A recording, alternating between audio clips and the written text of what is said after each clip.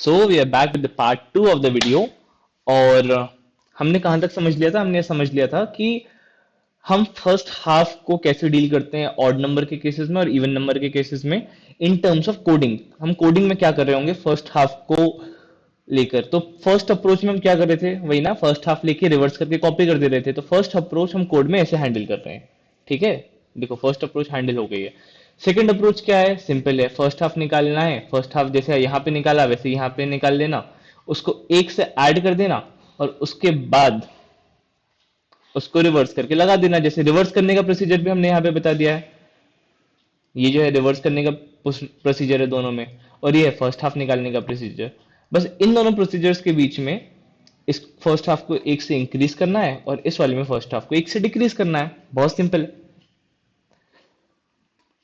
अब fourth approach तो हमें, मुझे लगता है कि हमने यहां से ही समझ लिया है कि जितना भी पहले से लेंथ ऑफ नंबर निकाल के बस ये दो जो नंबर्स हैं, एक ये नंबर और एक ये नंबर जनरेट करना है हमें, और ये हम बहुत इजीली निकाल लेंगे। अब क्योंकि हम डायरेक्टली ऐसे पावर नहीं लगा सकते हैं कोडिंग में, तो हम मैथमेटिक्स का POW फंक्शन यूज करेंगे पावर लगाने के लिए। क्लियर? थोड़ा सा STL भी यूज होगा इस वीडियो में। ऐसा STL से घबराओ मत, STL बहुत इंपॉर्टेंट है। हालांकि कोडिंग इंटरव्यूज वाले देखते हैं कि STL क्यों यूज कर रहा है ये वो, तो पावर फंक्शन ऐसे भी इंप्लीमेंट करना आना चाहिए। बट इतना बड़ा कोड लिख रहे हैं, कंपोनेंट बेस्ड कोडिंग इसी को तो बोलते हैं ना, कि एक class based coding, component based coding की। एक कंपोनेंट पहले से बना लो, उसको फिर यूज करो। रीयूजेबिलिटी ऐसे बढ़ती है किसी भी चीज की। क्लियर? ओके। तो चलिए हम फिर अपना कोड लिखना शुरू करते हैं। मैं एक बार कोड समझा देता हूँ।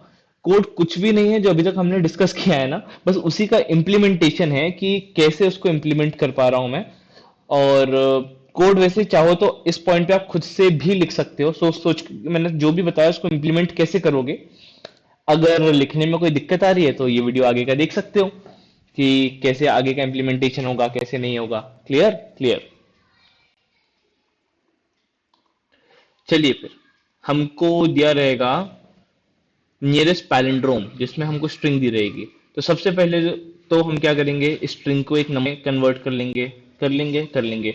दूसरा, वो जो लेंथ निकाल रहे थे एन डॉट लेंथ, अब क्योंकि इन्होंने एन स्ट्रिंग का ही नाम रख दिया है, तो ये जो हम यहाँ पे एन यानी नंबर ऑफ डिजिट्स निकाल रहे थे, वो यहाँ पे मैं किससे निकाल लूंगा? वो यहाँ पे मैं निकाल लूंगा लेंथ नाम के वेरिएबल में। क्लियर? क्लियर। अब क्योंकि मैं फर्स्ट हाफ निकालने वाला अप्रोच याद है कि जब ऑड आ रहा था और इवन आ रहा था उसको अलग अलग तरीके से हैंडल कर रहा था, तो मुझे ये याद रखना बहुत जरूरी है कि मेरा नंबर ऑफ डिजिट्स किसी भी नंबर में ऑड है या इवन है, उसको क्लिक करने के लिए, उसको पता करवाने के लिए, क्योंकि प्रोसीजर्स अलग अलग हैं तो अलग अलग रूट लिखने पड़ेंगे, तो वो है या नहीं उसके लिए एक बूल वेरिएबल ले लिया है इज ऑड नाम का। तो ऑड होगा तो ये वेरिएबल ट्रू हो जाएगा, इवन होगा तो ये वेरिएबल फॉल्स हो जाएगा। ऑड मतलब ऑड नंबर ऑफ डिजिट्स होंगे, 5 डिजिट का नंबर, 3 डिजिट का नंबर, 1 डिजिट का नंबर, तो ये वेरिएबल ट्रू हो जाएगा वरना ये वेरिएबल फॉल्स हो जाएगा। अब मैंने क्या बोला था, हम 5 नंबर कैलकुलेट करेंगे, बिल्कुल करेंगे। उन 5 नंबर्स को स्टोर करूंगा मैं एक वेक्टर में। वेक्टर में मैं स्टोर नहीं भी करता तो भी चल जाता, लेकिन कर रहा हूं तो मतलब बाद में जब कंपेयर करूंगा ना नंबर्स को ओरिजिनल नंबर से कि डिफरेंस, एब्सोल्यूट डिफरेंस कितना निकल रहा है, तो वेक्टर में लेना इसको मेरे लिए थोड़ा सा आसान पड़ रहा है, इसलिए मैं वेक्टर ले रहा हूं। कांस्टेंट स्पेस का वेक्टर है तो स्पेस कॉम्प्लेक्सिटी नहीं आएगी, चिंता मत करो। हाँ, अब हम यहाँ पे आए मिड पे। तो इज ऑड, अब देखो मिड जो हमने निकाला था, ऑड नंबर में मिड कहाँ पे निकल रहा था? n/2 + 1 पे, तो लेंथ/2 + 1 पे और मिड निकलता है। इवन में लेंथ/2 पे निकल जाता है। बिल्कुल सही, बिल्कुल सही, ये हमने देखा था ना यहाँ पे थोड़ी देर पहले। ये देखो, सब स्ट्रिंग n/2 + 1 और n/2, तो ये सेम कॉन्सेप्ट हमने यहाँ पे इंप्लीमेंट कर दिया है मिड निकालने के लिए। अब फर्स्ट हाफ कैसे निकालते हैं? कुछ भी नहीं। हाँ, ये STOLL क्या है ये डाउट आ सकता है। STOLL एक और STL का स्टैंडर्ड फंक्शन है, that means string to long long. STOI भी होता है, string to integer.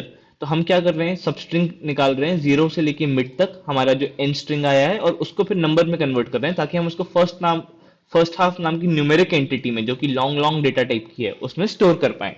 Clear? Clear. अब जैसे ही हमारा ये फर्स्ट हाफ निकल गया, अब फर्स्ट हाफ निकलने से उसको रिवर्स करके पेस्ट कर देना है। ये हमारा क्या, पहला नंबर जनरेट हो जाएगा। तो पहला नंबर जनरेट होता है हमारा फाइंड नियरेस्ट पैलिंड्रोम की मदद से। फाइंड नियरेस्ट पैलिंड्रोम जो हमारा एक हेल्पर फंक्शन है यहाँ पे, ये फंक्शन कुछ नहीं करता है, फर्स्ट हाफ को रिवर्स करता है और पीछे पेस्ट कर देता है, ठीक है। फाइंड नियरेस्ट पैलिंड्रोम और कुछ नहीं करेगा, नंबर को रिवर्स करेगा और पीछे पेस्ट कर देगा, ठीक है। ठीक। अच्छा हाँ, प्लस एक चीज है, याद करो जब हम नंबर रिवर्स करके पीछे पेस्ट कर रहे थे, तो जब ऑड नंबर होते थे डिजिट्स में, तब हम फर्स्ट हाफ का लास्ट डिजिट नहीं लेते थे। तो अगर ऑड है या नहीं ये भी हमको इस फंक्शन में देना पड़ेगा। ऑड होगा तो वो लास्ट डिजिट छोड़ के बात करेगा, ऑड नहीं होगा तो लास्ट डिजिट इंक्लूड करके बात करेगा। ऑड जब मैं यहाँ पे बोल रहा हूँ तो मैं नंबर ऑफ डिजिट्स की बात कर रहा हूँ, कोई प्लीज इवन ऑड में कंफ्यूज मत हो जाना, ठीक है। ठीक है, बहुत बढ़िया। तो मैंने क्या बोला, फर्स्ट हाफ का एक ऐड करूंगा और उसको फिर पीछे रिवर्स करके पेस्ट कर दूंगा। तो ये काम तो ये फंक्शन ऑलरेडी कर रहा है, तो मैं क्यों ना फर्स्ट हाफ में ऐड करके इसी को दे दूं, तो इससे क्या मेरा अगला नंबर जनरेट हो जाएगा। और देखो ये नंबर्स जनरेट होकर सीधे वेक्टर में पुश भी होते जा रहे हैं। सिमिलरली थर्ड नंबर ऐसे जनरेट हुआ और वेक्टर में पुश हो गया। इसके अलावा एक चीज ये ध्यान दो कि जो हमने क्या बोला था, power of length plus one, ये जो हमारा कौन सा अप्रोच था, ये हमारा फिफ्थ अप्रोच क्या है, 10 की पावर n+1। ये हमने इसको ऐसे पावर की हेल्प से इंप्लीमेंट कर दिया है। और 10 की पावर लेंथ -1 -1, इसको भी हमने इंप्लीमेंट कर दिया है अपने पावर फंक्शन की हेल्प से। तो देखो ये 5 नंबर्स हमारे इंप्लीमेंट हो गए और ये वेक्टर में पुश हो चुके हैं। क्लियर। क्लियर। हाँ, अब ये बता देता हूं कि इससे पहले हम क्वेश्चन खत्म करेंगे, क्योंकि इसके बाद सिर्फ लूप चला के क्वेश्चन खत्म है। तो ये फाइंड नियरेस्ट पैलिंड्रोम कैसे काम कर रहा है। फाइंड नियरेस्ट पैलिंड्रोम क्या कर रहा था, फिर से फर्स्ट हाफ लेता था, इवन या ऑड के हिसाब से उसको उल्टा करके पीछे चिपका देता था, ठीक है। Okay. Find nearest palindrome, long long answer लिया।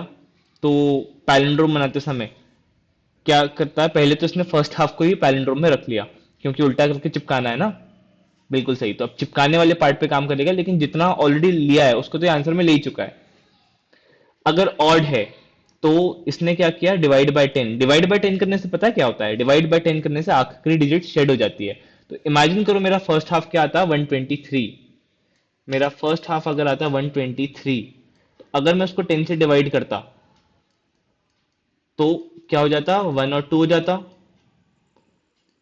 ये तो मुझे करना था ना, अगर ऑड नंबर है तो लास्ट डिजिट को शेड कर देना था, राइट राइट। कुछ इश्यू आ रहा है बोर्ड के साथ, I guess I have to. हाँ, तो लास्ट डिजिट को शेड कर दिया। क्लियर। क्लियर। तो मुझे लगता है ये समझ में आ गया होगा कि ये स्टेप क्यों किया हमने। बहुत बढ़िया। अब ये तब तक करना है जब तक फर्स्ट हाफ शेड हो गया। ऑड नंबर के केस में, इवन नंबर के केस में वही है। अब जब तक कि जीरो ना हो जाए, ठीक है। तो मेरे पास फर्स्ट हाफ आया था यहाँ पे 1 2 3, ये मेरा आंस में स्टोर हो चुका है पहली बात। तो अब ऑड के केस में इसमें से 3 भी हट गया है। तो अब फर्स्ट हाफ कितना बचा है, 1 और 2। अब आंस में मैं 1 और 2 स्टोर करवा रहा हूँ। वन आंस में 1 2 3 ऑलरेडी है।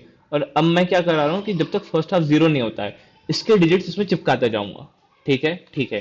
तो इसको चिपकाना कहाँ से शुरू करता हूँ मैं, यूनिट डिजिट से। हमेशा यूनिट डिजिट से चिपकाना शुरू करता हूँ। तो यूनिट डिजिट से जब मैंने चिपकाना शुरू किया इसको, तब आंस इंटू 10 प्लस इसका यूनिट डिजिट 2, तो क्या हो गया, 1 2 3 2। और उसके बाद फर्स्ट हाफ में से 2 काट दिया। अगली बार क्या आएगा, अब आंसर की वैल्यू क्या है, 1 2 3 2। इसको 10 से मल्टीप्लाई करूंगा। इसको जब मैं 10 से मल्टीप्लाई कर रहा हूं, तो क्या हो गया, 1 2 3 2 0 प्लस अभी का यूनिट डिजिट 1, तो क्या हो गया, 1 2 3 2 1। ये सेम चीज हम पहले देख चुके हैं। कहाँ देख चुके हैं ये सेम चीज हम पहले, ये सेम चीज हमने यहाँ पे करके देखी थी।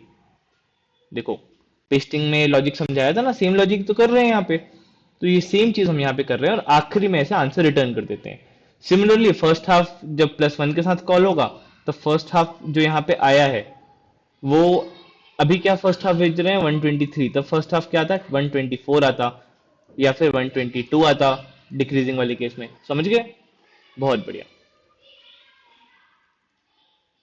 तो ये सब हटा देता हूँ मैं यहाँ से। ओके। अब मैं यहाँ पे आया हूँ कि अभी तक मुझे लगता है ये क्लियर हो गया होगा कि पांच नंबर जो हैं जनरेट कैसे हुए। ठीक है। अभी जो पांच नंबर्स जनरेट हुए हैं, हाँ, ये जो पांच नंबर्स जनरेट हुए हैं, वो मैं one two three two four के केस में पहला नंबर क्या होगा, ये होगा।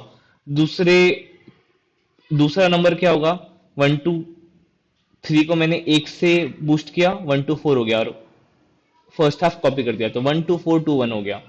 अब यहाँ पे one two three two four में अगर मैं फर्स्ट हाफ लूं, फर्स्ट हाफ कितना है, फर्स्ट हाफ है वन टू थ्री, इसको एक कम करूंगा तो क्या, वन टू टू, और फर्स्ट हाफ का जितना रिवर्स करके वापस पेस्ट कर दिया, तो one two two two one आ गया।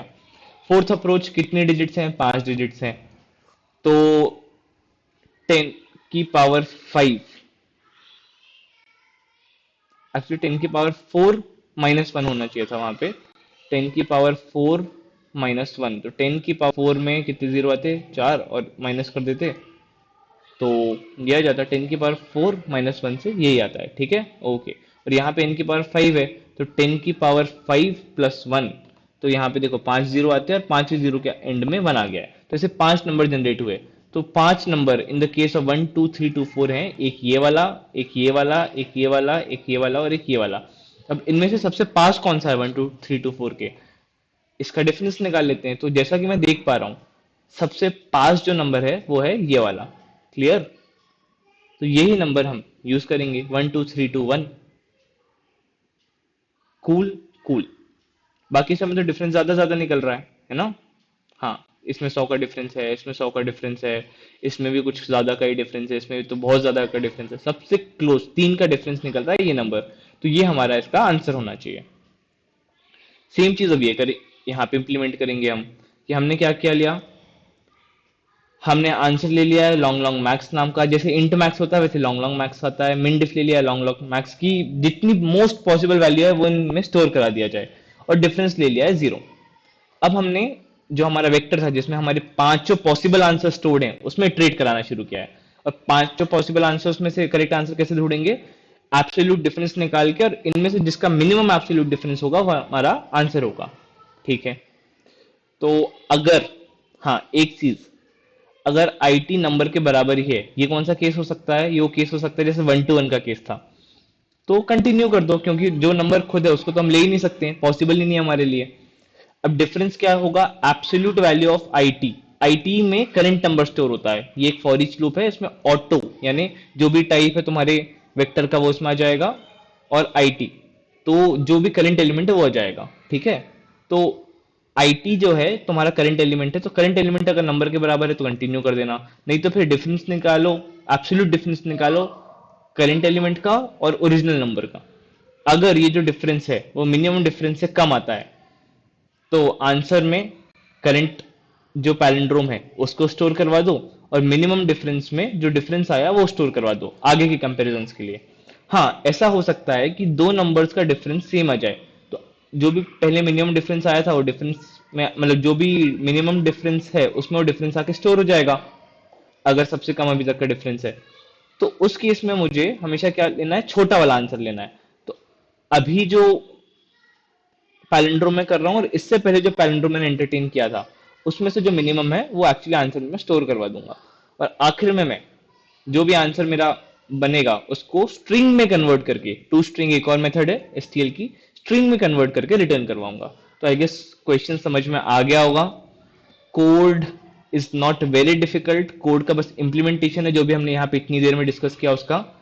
And that will be it for this question. अभी तक का मतलब मुझे तो काफी डिफिकल्ट लगा है क्वेश्चन, खुद ही काफी टाइम भी देना पड़ा इसको समझाने में, बट काफी मजा आया, it was very rewarding. So thank you for watching and I will see you tomorrow.